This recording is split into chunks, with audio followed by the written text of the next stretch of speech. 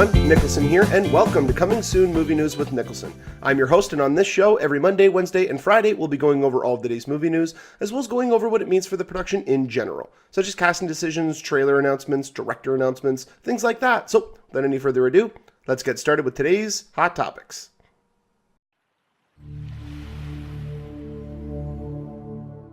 Stephen Amell, star of the hit TV show Arrow, has just joined the cast of Teenage Mutant Ninja Turtles 2. He will actually be playing Casey Jones. Now, first off, I gotta say, how fitting is it that yesterday my Sincerely shirt showed up the same day that it was announced that he was going to be playing Casey Jones? But more importantly than that, this to me is actually really great casting. Anybody out there who is a fan of the show Arrow will know that this guy can pull off this type of a character. I mean, Casey Jones he's almost a vigilante. Like, he is a vigilante. He is a rogue, a renegade, but he's also got a wit to him, which is something that we haven't really seen from Stephen Amell's Oliver Queen in Arrow. I mean, he's usually the more reserved one. He is the serious one.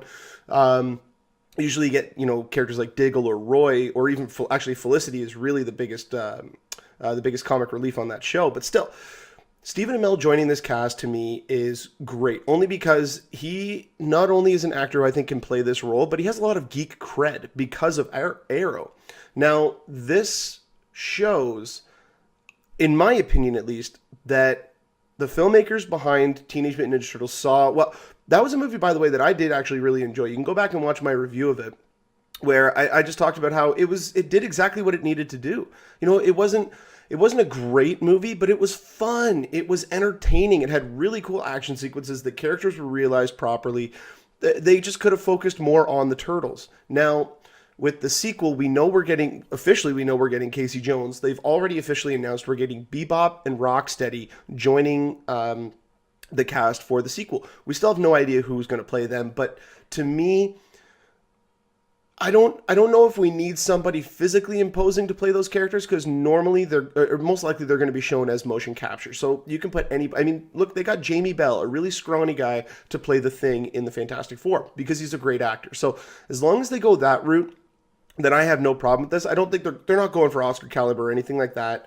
But to me, this is really exciting because, Stephen Amell does give off a presence, not only just on screen, but even off screen. I mean, anybody who follows him on social media knows about his campaigns, about his charity work, his, just using his celebrity and his ability to reach as many people as possible to get word out on all these things. So somebody of this caliber with this much integrity joining a movie like this, it's not going to do anything to his role. I understand that, but still, the type of person that Stephen Amell is, I don't think anybody out there can actually not like him, only because of how he actually is.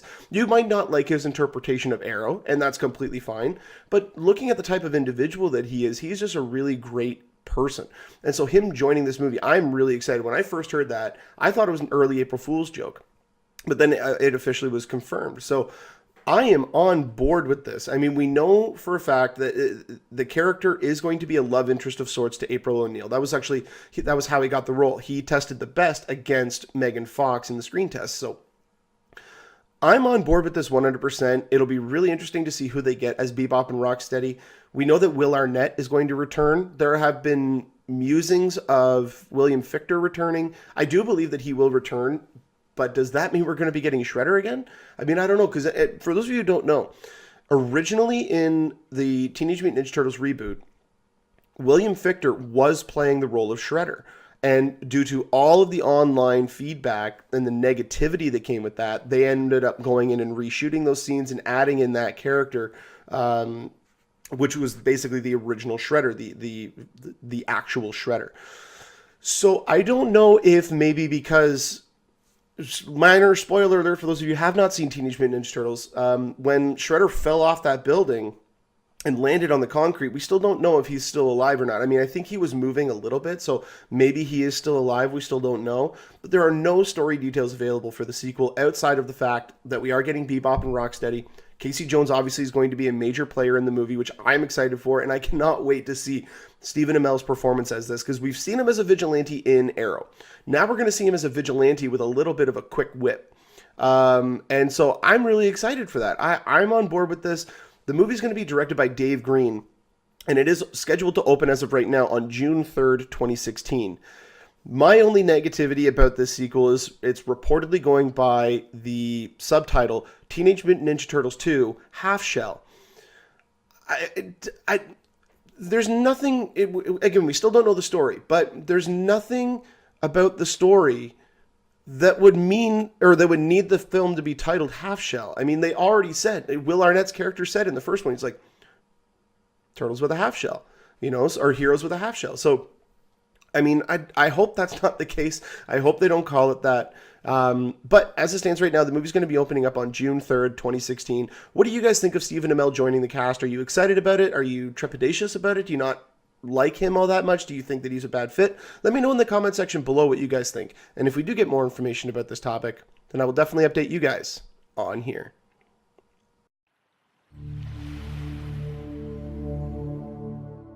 Yesterday, Warner Brothers unveiled a brand new trailer for their upcoming Mad Max Fury Road, which is a pseudo-sequel, reboot, retell, sort of.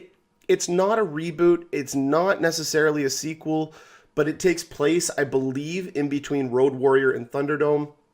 And it looks very much in the vein of Road Warrior.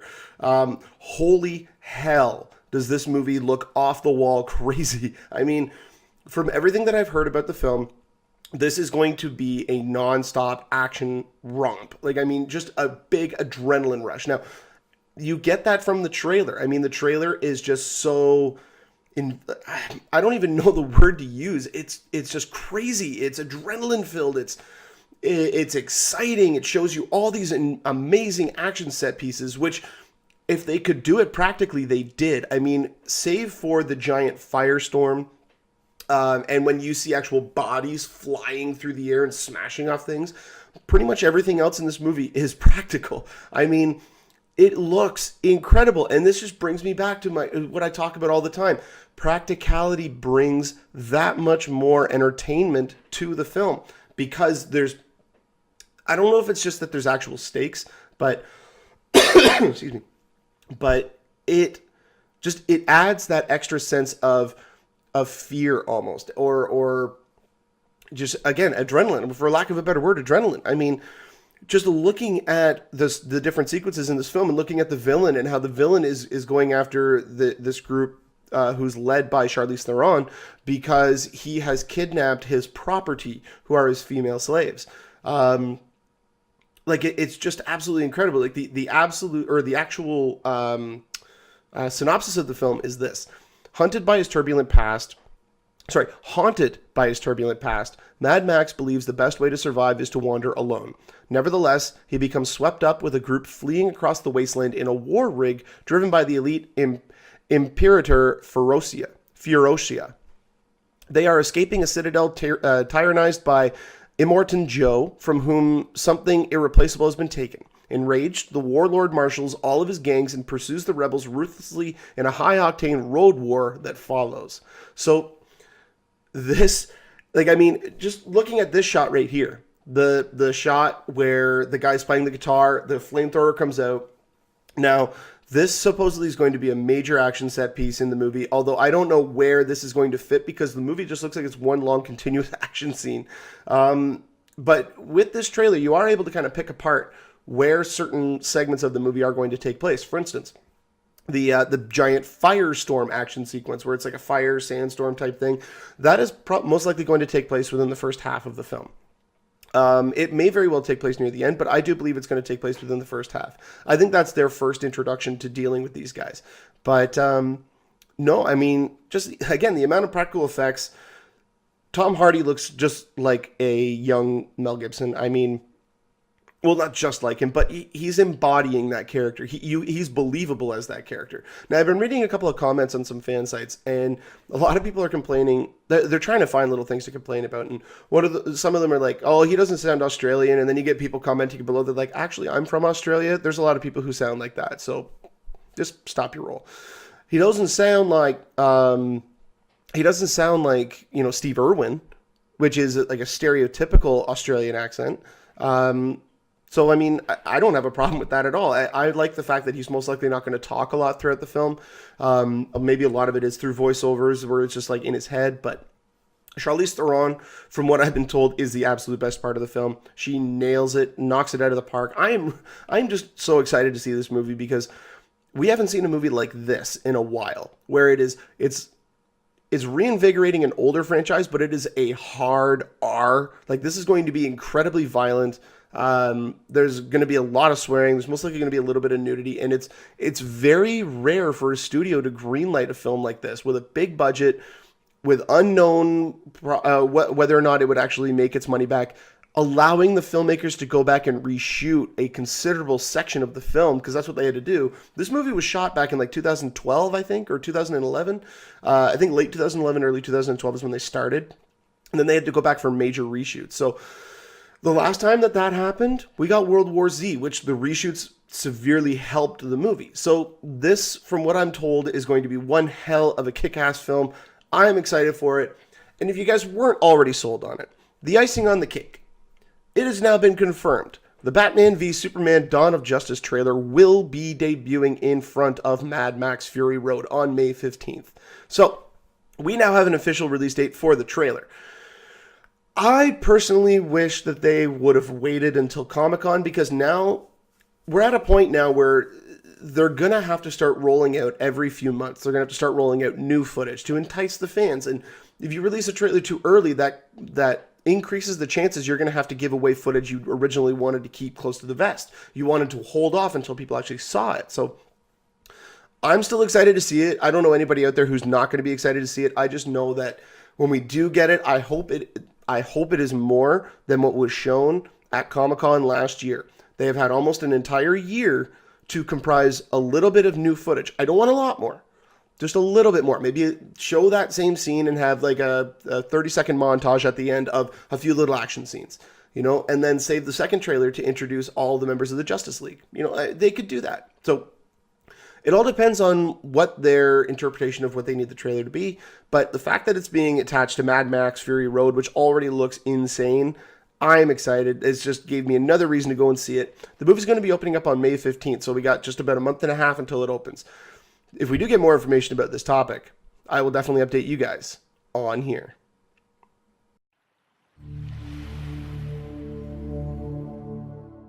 We now have our first look at the upcoming comedy starring Zach Galifianakis, Owen Wilson, and Kristen Wiig, titled Masterminds. Now, when this movie was first announced, Zach Galifianakis, he's hit or miss to me. I do find him funny, but he is hit or miss to me. Jared Hess directing it. While I loved Napoleon Dynamite, I did not like Nacho Libre. Owen Wilson attaching himself to it. Again, he's hit and miss. Kristen Wiig, she's usually funny, especially in a supporting role. So there were a couple of good things that were going for it. A couple of things to me that were going against it. And then I watched the trailer. And I have not laughed that hard at a trailer in a long time. I mean, there are so many little standout parts, and I have a feeling that these are just the tip of the iceberg when it comes to this movie. You have Zach Galifianakis in a very similar role to what he played, at least to me, to what he played in The Campaign. Where he's just this very kind of lighthearted, bumbling idiot from the South, and well, then the dialogue comes out, and yes, it fully confirms that is the type of role that he's playing. I mean, the line that had me laughing the most in the trailer was, "It feels like it just grazed my biscuits right there in betwixt them." I mean, just hearing that, I mean, I don't know anybody out there who would talk like that, but I guarantee there are people out there who would talk like that. And it just... I was not expecting to laugh as much as I did when I first saw the trailer. I mean, you've got what was it? Was his name Buck? The older brother or cousin? I think it was his older brother from Home Alone. He looks to be one of the partners in it. You have Zach Galifianakis' character praying after I believe it's after he's stolen the money or right before he's going to steal the money. And what does he say? He's like, I want to open a team camp for at-risk horses. And then, like, some of the just regular shots in the trailer, like the van blasting through the door, but like just excessively so, and bouncing off the ground. And you get the car at the end driving. He's like, "Hold on to your boobs." and he's like, sometimes you just got to go through, and then they smash right into it and bounce off. And then you got Jason Sudeikis as this hitman. I mean, just watch the trailer. There's a link in the description of this video below for the trailer. It is absolutely hysterical. So many laugh out loud moments. I'm just through the moon for this movie. I cannot wait to see this movie. It comes out in August, so we get it a little bit later on in the summer. Which is funny because we're going to get Vacation reboot. They just moved the Vacation reboot or pseudo sequel type thing to July 31st. So we're going to get that followed by Masterminds a week later. So I think that's going to be a good week for comedies, or a good 2 weeks for comedies. I have a good feeling about that. So, but yeah, the bullet grazing his ass cheeks. At the end when he punches through the door and he goes, "Oh, that's a really cheap door." She's like, "Well, you got to give me a 3 count." Boom! He tackles through the door.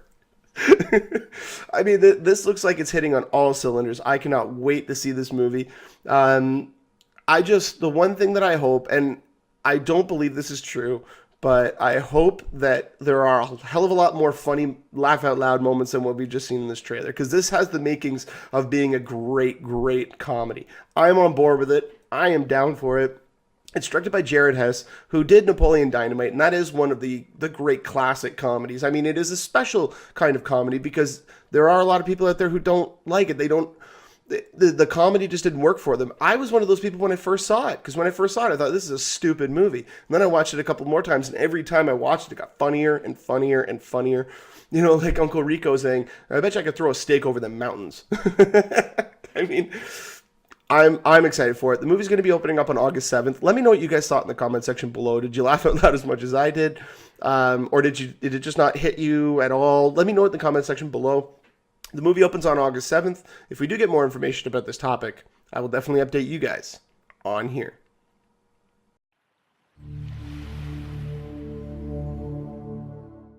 Disney seems intent with moving full steam ahead on live-action adaptations of their classic animated films. So far, we've had Alice in Wonderland. That was followed by Maleficent, which was a retelling of sorts of the Sleeping Beauty storyline. We just recently had a Snow White movie as well. Now we're having, and Cinderella, just opened up. The next one out the gate is going to be The Jungle Book, which opens up next year. That is then going to be followed by Beauty and the Beast, which is starring Emma Watson. That's followed in 2017. Then we have Tim Burton directing a live-action Dumbo. Most likely going to be sometime in 2018. That one to me is, I just don't even want to talk about it. To me, that is complete waste of talent across the board. To me, Dumbo, there's no reason to adapt it into live action. There is no reason to update it into live action. Do another animated movie. Do a CG animated movie. But live action, no, I'm not going to talk about it anymore. So with it coming out in 2016, 2017, and 2018, it's most likely that we're going to be getting this next one, Mulan, in 2019. So yes, they are moving full steam ahead on a Mulan live action adaptation. So, outside of Aladdin, I don't know of any other movie that is perfect for a live-action adaptation in the Disney Vault. Because when you look at a lot of the other movies, you look at movies like Sleeping Beauty, you look at movies like Snow White, you look at Cinderella, you get and Alice in Wonderland. All of these movies have had several different iterations over the years. Mulan is the type of story that hasn't been told to death. At least not. It hasn't really been told to death. I mean, they had the animated sequel, but it's not something that really is at the forefront. It's not, when you think of Disney animated films, you don't usually think of Mulan right off the top of your head. It's once you've gone down the list a little bit, you get to Mulan, because it's a little bit more recent. It was 1998, I believe. But on top of that, it has a very cinematic story. It has a historic aspect to it, which could be very artistically created. I'm trying to find the right word to describe it. Anyway, I'll just move on. It'll come to me in a second. But it is the type of movie that you can recreate in a historical fashion. You can implement historical time periods into this movie. You could put major events into this movie if you needed to, if it served your story. Whereas, I mean, just even watching the movie itself, it is in itself very cinematic. It's the story of a young woman who is a princess. She is but because of the time that she was born back then, women were just not allowed to take the thrones. They were not allowed to succeed. They were not allowed to go out to battle. So what she did was she ended up disguising herself as a man so that she could go and fight, because that was her biggest dream. And this, to me, is such a powerful story. I am really on board with this. But on top of that, we're able to get a live-action Disney adaptation that is not going to go to a young white actress, which to me is huge, because there are a lot of actors or actresses out there who do deserve a shot. And when looking at the type of, like, going back to Lone Ranger, Tonto, they cast a white actor for that. We have the upcoming Pan with Hugh Jackman that's coming out. And Tiger Lily is a major character in that movie, a major Native American pop culture figure. They cast Rooney Mara to play the role, a white actress. So I don't think they're actually going to go ahead with casting anybody outside of an Asian actress for this role, because it wouldn't make any sense whatsoever. About as much sense as it makes as it did casting Tom Cruise as a Nazi in Valkyrie. And surrounding him, there's Americans, there was British, there was Australians, and nobody just put on an accent. They were just speaking your normal accent. And that took me right out of the movie. So I hope that they don't do that. The other aspect that I hope that they don't do, and I think they'll follow suit with what they did with Cinderella, is not include the musical numbers. Because a live action adaptation, the reason those musical numbers worked was because it was an animated film. And, excuse me, I'm trying to get over a cold here, so my voice keeps cutting in and out a little bit. I do apologize. But what they could do, like what they did in Cinderella, is merge the lyrics of the songs into some of the dialogue. Now, it's not going to be that they're just saying the songs. No, you take key lines from the musical numbers and implement them into lines of dialogue for the character. So I do think that they could go that route with it. It would make it, I believe, target a wider audience, especially if you don't have music in there, because if you have it be a musical, it is going to cut out a fair amount of your audience. So removing that aspect, to me, I think is the right way to go. The biggest question is, I wonder who they're going to get to voice the dragon. Are they going to get Eddie Murphy to come back? Are they even going to include the dragon? Could the dragon be a figment of her imagination, or could it be just something that's in her head that only she sees? Could it be like her conscience of sorts? So there's lots of different ways they could go about this. Lots of different ways. But Mulan, again, outside of Aladdin, is the one Disney animated film that I would love to see as a live action adaptation. Beauty and the Beast to me was one that I could, you take it or leave it. But the cast that they've got attached to that movie is incredible. I don't think they could have done a better job at casting that movie. So I'm 100% on board. Now with Dumbo, if it comes out, now this is what could get me on board, and this is going to be a little insulting, so I hope I don't get a lot of feedback about this. If they cast Will Smith as Dumbo, then I'm on board with it. Just because, even in Independence Day, they referenced him as having Dumbo ears. So I'm on board with that. But outside of that, I don't care for Dumbo. But this movie, I definitely am on board for. I am 100% on board for. I think this could be a sweeping epic with a great story, a great, smart, strong female protagonist, and just go on from there. I mean, we're at an age right now where everything is transitioning over. And anybody out there who read that Deadline article last week knows how touchy this situation is and how touchy the subject is. So, okay, I got to take just a minute to talk about that Deadline article, because how somebody could come out and say, well, hold on, there's too much diversity now. Who the hell are you to say that? Honestly, we should live in a world. I was watching Meet the Movie Press last week, and I think Josh Dickey called it colorblind casting, where you don't even look at the nationality, race, ethnicity, whatever it is of the individual. You look at their talent. You look at their capability to portray the character, and you go from there. And that should be it. We don't live in that world yet, but we should. So I just hope that Disney knows what type of a property they have on their hands, and they're going to cast it and crew it accordingly and market it so. So, I mean, we got a lot of time before this movie's going to come out. Most likely it'll come out in 2019, although they could push it up earlier. It might even be a late 2017 release. We still don't know. So only time will tell. Let me know what you guys think about this in the comment section below.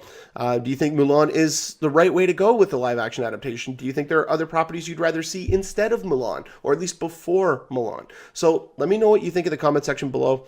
Movie most likely will be targeting a 2019 release, but when we do get more information about this topic, I will definitely update you guys on here.